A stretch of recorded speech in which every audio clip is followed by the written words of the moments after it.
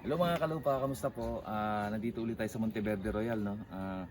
So ito yung binibenta namin isa, 184 square meter, no? 16,500 per square meter.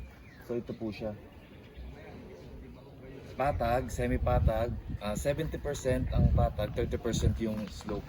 Pero hindi naman siya ganun ka-slope po, no? So napakagandang area po na ito, no?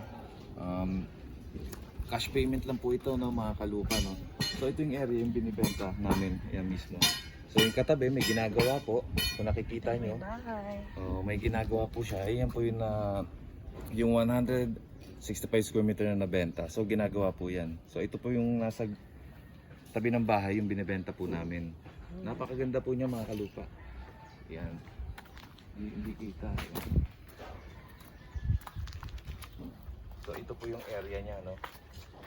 Yan. Overlooking po siya, no. Laguna de Bay tsaka City View. So ito po yung puntahan po natin yung ginagawa ng mga kalupa.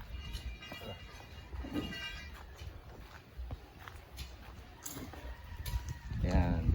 Ito yung ginagawa, no.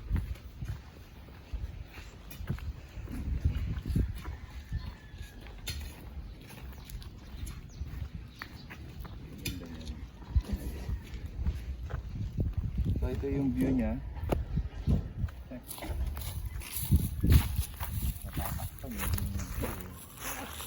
So yun yung view niya, Laguna de Bay saka City View. So ito yung mga bahay.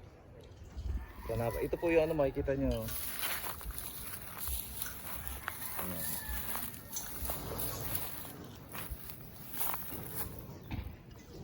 Yung nasa baba po, yun yung binibenta namin na 241 square meter. 18,000 per square meter. Yun po yun, no. Patag po yan. Ito maganda, overlooking ka. Yes. Ayan. Pero may mga puno ngayon, ayan. Pag may second floor, third floor, ayan, katulad po yan, oh. Ayan, may bahay. So guys, kung gusto niyo po magpa-tripping, no, PM lang po, para ma-view niyo po yung mga property na binibenta namin dito sa Monteverde, no. So ito, napakagandang property po na ito. Magandang investment din to. So ready for investment po ito. Saka napakaganda po. So guys, please subscribe MJD Realty, no?